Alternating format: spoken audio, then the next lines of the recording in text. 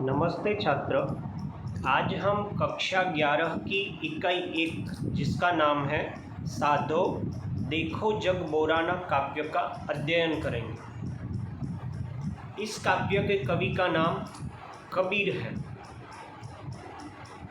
कबीर का जन्म सन 1398 को उत्तर प्रदेश के काशी यानी वाराणसी में हुआ था। कबीर भक्तिकालीन निर्गुण संत परंपरा में उनका सर्वोपरि स्थान था। हिंदी साहित्य का काल विभाजन है, उसमें भक्ति काल का जो समय था तभी कबीर का जन्म माना गया और इसी काल में कबीर ने अपने साहित्य लिखे थे। कबीर साहित्य में भक्तिकाल साहित्य की दो शाखाएं मानी जाती थी, निर्गुण शाखा और सगुण शाखा। उसमें निर्गुण शाखा के कवि कबीर थे और निर्गुण शाखा में सबसे सर्वोपरि कवि कबीर माने जाते थे।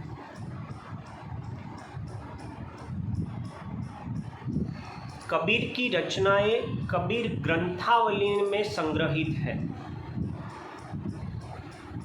कबीर की मुख्य ग्रंथ का नाम है बीजक।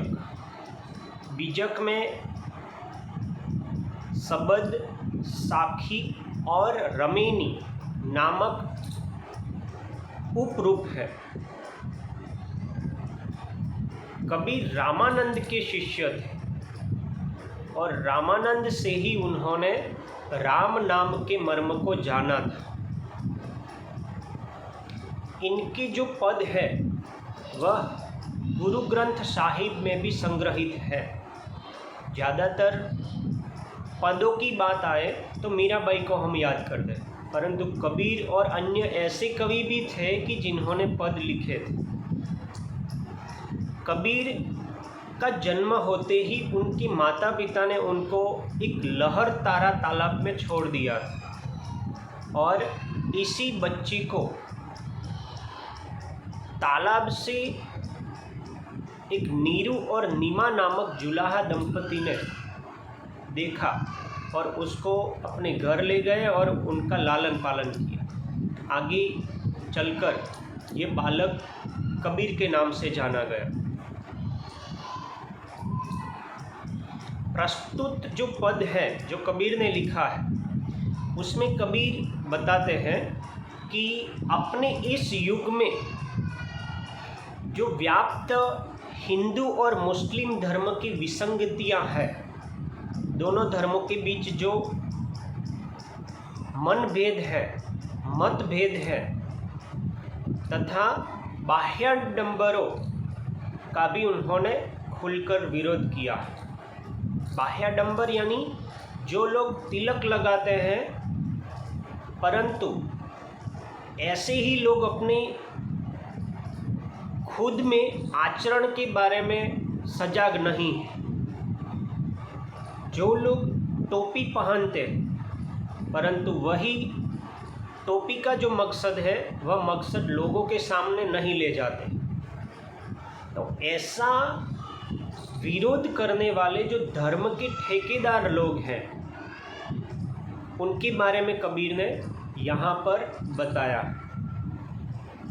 काव्य का अध्ययन करें। साधो देखो जग बोराना।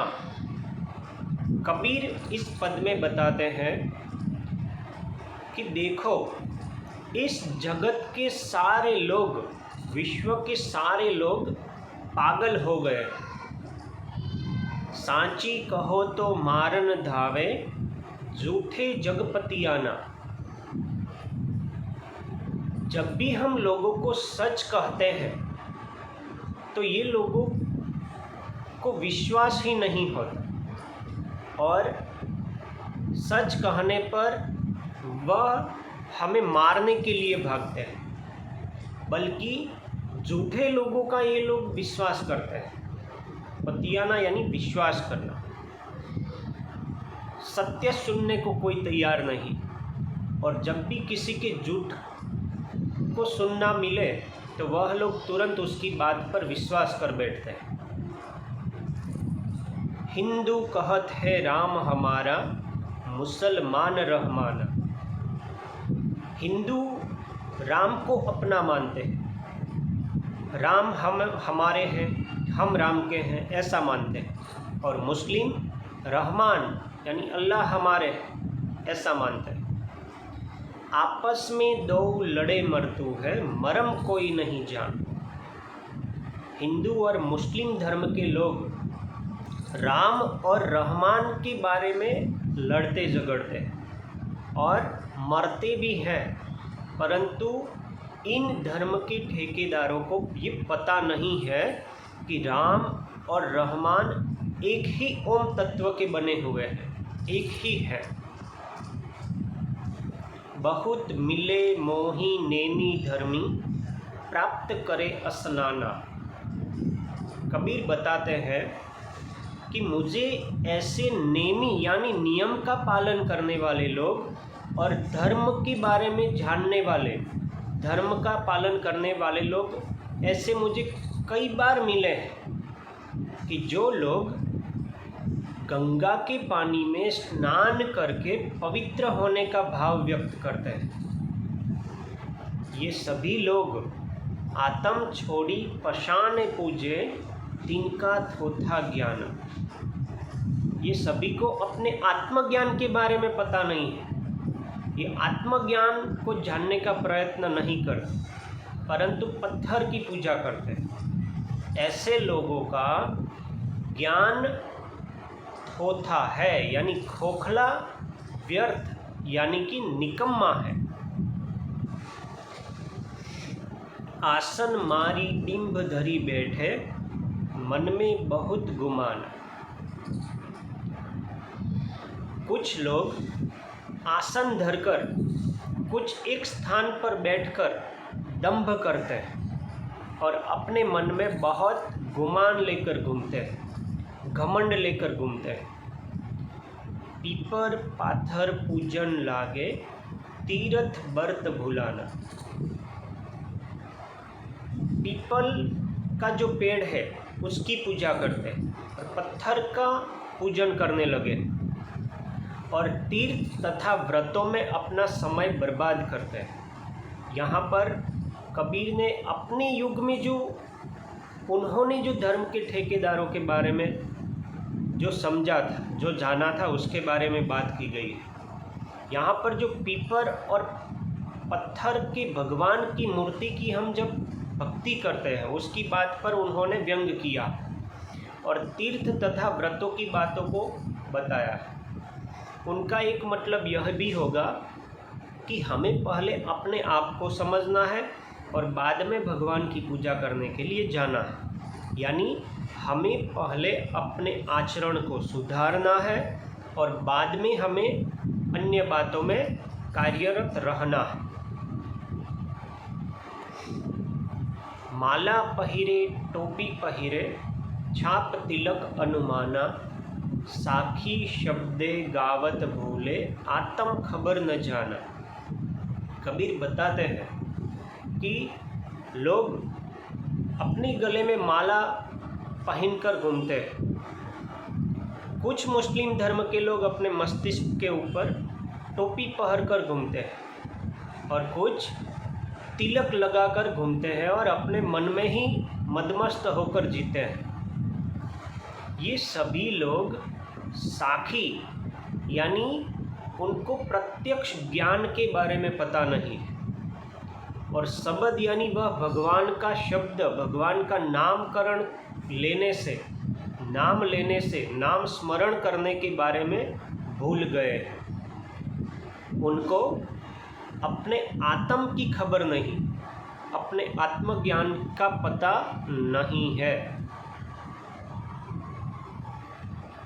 घर घर मंत्र जो दैन फिरत हैं, माया में अभिमान। कबीर बताते हैं कि कुछ लोग दूसरों के घर जाकर अपने अंदर तो सुधार नहीं करते, अपने आत्मज्ञान को जानने का और आचरण को सुधारने का प्रयत्न नहीं करते, परंतु दूसरे लोगों के समझाने के लिए चले जाते हैं, सलाह और उपदेश देने के लिए चले जाते हैं, उनको भक्ति के बारे में बता दें। ऐसे लोग अपने माया के अभिमान में डूबे हुए हैं। ऐसे लोग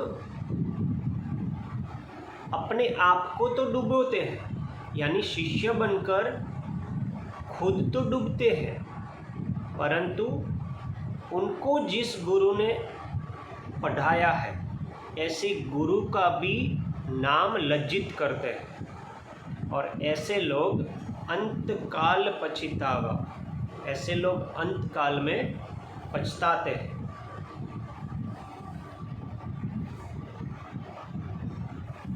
बहुतक देखे पीर औलिया, पढ़े किताब कुराना, करे मुरीद कबर बतलावे, उन्हों खुदा न जाना।